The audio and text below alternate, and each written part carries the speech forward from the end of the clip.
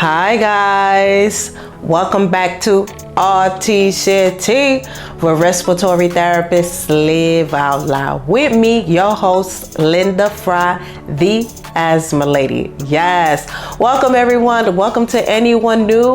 And I just wanted to say thank you to last week's guest co-host, Shamika Randall. Yes, she did such an amazing job, and I loved her passion for asthma education and the work that she does in underserved communities in Arkansas. So we had an amazing conversation and just spreading good vibes out there and inspiring others that want to do this type of work.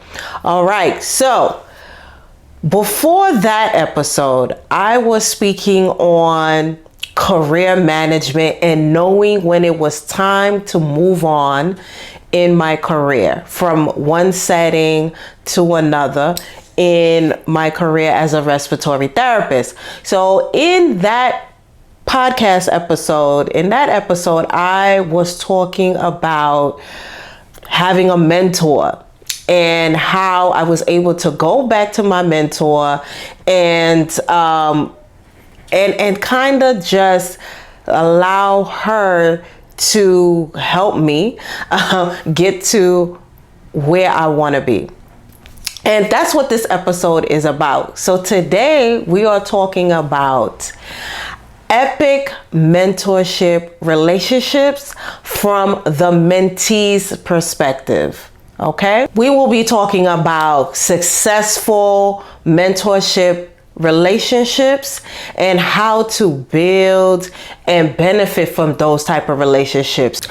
The reason why mentorship matters is because it is a powerful tool for both personal and professional growth, especially in the healthcare field. For mentees, you receive the benefit of mentorship is that you're receiving guidance and support in your career goals, objectives, and reaching those milestones. So a mentor is a role model that is willing and able to participate in helping you get to those milestones and achieving those goals and just getting you to where you want to be. But know that as the mentee, the common misconception of mentorship is that the mentor is there to rescue you. And this is not the case. As a mentee, you have to be prepared to be mentored. And what that means is you are the driver of the relationship. So you have to know where you are right now and where you want to be tomorrow. So that's how you start to drive the relationship, how you start to identify the mentor that you need and the type of help that you need. So it's not something where you're lost and you're looking for a rescue mission. That's not what mentorship is about, because that's more of a life coach, and that's different. A life coach is totally different. Well, not totally, but it's different from a mentor, because a mentor is someone that is experienced and who can help you and who is willing to help you. So that is what a mentor is. And for the most part, they expect very little in return. They just want to be a part of your success story. They are a soundboard and they want to see you win. And this relationship is beneficial to both the mentor and the mentee if it's done in the right way. So yes, so the mentee has to take the initiative. The mentee is the initiator and the closer, because yes, this is a formal process of moving along the journey And the mentee has to be able to push that relationship through every stage, right? From the initial contact, because the mentee will be the one to reach out to the mentor, and then go from there, driving the relationship. Another benefit that mentees have from within the mentorship relationship is being able to increase professional connections and networks. So you're able to expand your network, and this is just about you meeting new people and meeting potentially your next mentor. And another benefit is being able to build your own self-advocacy skills and building your confidence and being able to make appropriate career decisions accordingly. So some common myths about mentoring are, as a mentee, you are a subordinate. This is not necessarily true, because a mentor can be a peer. It could be a peer, a coworker that has just a little more experience than you, and they are the person that are willing to help you. So it's not really subordinate and superior relationship. So this is not necessarily true. And once again, the mentee is the one driving the relationship. So it doesn't help with you thinking automatically you are the subordinate in the relationship. Another common misconception is that once you have a mentor, you have that mentor for life. And that's not true. Because just like I said, as the mentee, you are the initiator of the relationship and you are the closer of the relationship. So eventually, once you reach your milestones and your goals, you are the person that is closing the relationship, because the mentor needs to know that we have fulfilled our duties, right? So it's just the right thing to do to end the relationship. And know that you can have different mentors from all walks of life. And depending on what you're trying to do, you can have a bunch of different mentors. So it's not like you have one mentor with you forever. So no, it does not work like that. And another one is living close to my mentor is important. And it's absolutely not important, because of course nowadays we can meet people from all over the world virtually. So you can do Zoom, meetup, conferences and calls. And yeah, so living next to your mentor is totally not necessary nowadays. So as the driver of the relationship,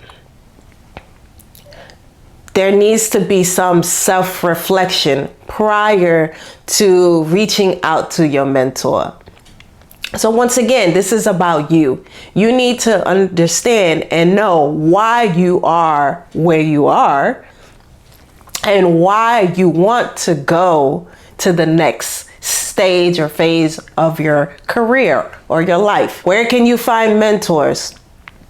You want to be out and about to find these mentors. It's not easy to find a mentor sitting in your couch, eating potato chips and watching TV. Okay? So you want to be out there and think about engaging with alumni groups. Think about volunteering with advocacy groups, things that you have passion with, because you want to connect with like-minded people and you can potentially find your mentor there. Also think about professional conferences and meetings for respiratory therapists. Think about your local state, your respiratory care society in your state. Think about things like the AARC Congress, that they have every year. So things like that. This is where you could potentially find mentors. Another place, and this is a tip. Another place where you can find mentors potential mentor, is LinkedIn. Yes. So LinkedIn is the place where people like to display their professional peacock feathers, right? That's kind of what it is. And so you get a sense of what someone is into. You get to see the work that they have done, the passion that they have for what they do. And this potentially can be a platform where you can find that person that you need to help you get from where you are today to where you want to be. Yes, so that's a great tip. And I know this because that's where I find people where I need to pick their brain, or when I need some help. That's often a place where I like to go and find people. Okay, so now you have found the mentor. You have identified the person you want to ask to help you on your journey. Now, how are you going to ask them? Will you be my mentor? Absolutely not. That's not the way to ask, right? Are we going to the prom? Yeah, no. You want to say this. Hi, thank you so much for taking my email, my call. Listen, I am trying to figure this thing out. I am trying to develop. I am trying to create. So let them know what you're trying to do. And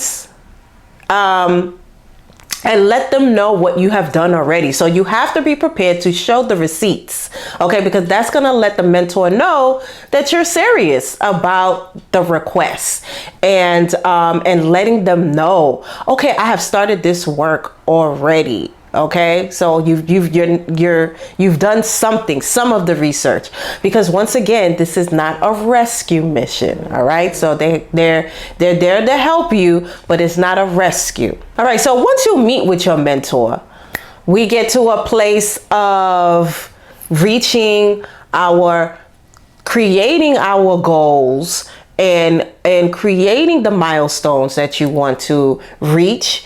And then having clear objectives. And once you reach those milestones and start to check off those goals, you start to get to a place of learning maturity. And what that is just that you are starting to make decisions on your own that benefit, that gets you to a place of comfort with transitioning to the next space. Okay, so you're now just relying a little less on the mentor and making your own decisions. And this is actually the time where your mentor gets to see you shine. So it's almost like a mother bird watching the baby birds start to fly on their own. So this is a moment of this is just a great time for both of you guys, because you both are part invested in this relationship. And so, yes. And then after the learning maturity phase, we reach a place where we start to pay it forward in honor of the mentor. So this is a time where you get to help others and do work where you're showing your maturity, and you're doing it in honor of the mentor, right? So, and now you're able to reciprocate back to the mentor as well. So your network has expanded, and now you have skills, and you have met other mentors and have connections, and now you are able to help your mentor with any goals that they may have. So you're able to reciprocate that right back. And at the very end, you are able to close out the relationship. You start to get to a point where it's like, hey, I am finally where I want to be, and it's just time to move the relationship along. And if you do it the right way, you can move your mentor into the friend zone. Yes, so absolutely an amazing thing to do. So now, instead of talking about work and career goals, you can just go meet up for some wine, have some wine time, and just have those belly laughs and reminisce and all that good stuff. So yeah, that's what it looks like when you do it right. So that is an epic mentorship relationship. So you as the mentee are the driver of the relationship. You are the initiator and you are the closer. You have to know where you are today and where you want to be tomorrow. You are the one planning the meeting. You are the one bringing the receipts, and you are paying it forward back to the mentor.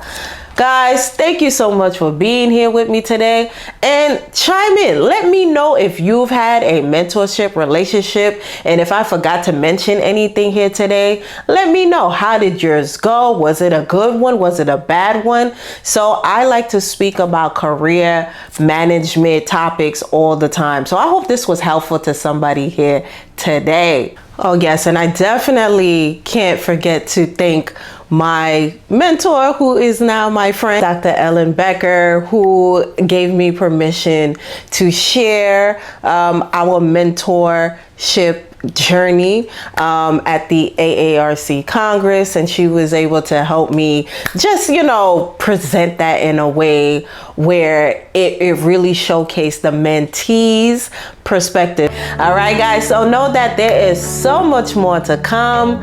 Thank you for being here with us, and we are growing together, right? Yes. All right, guys, so remember to invest in yourself and to only compete with yesterday's version of you. I'll see you next week. Bye.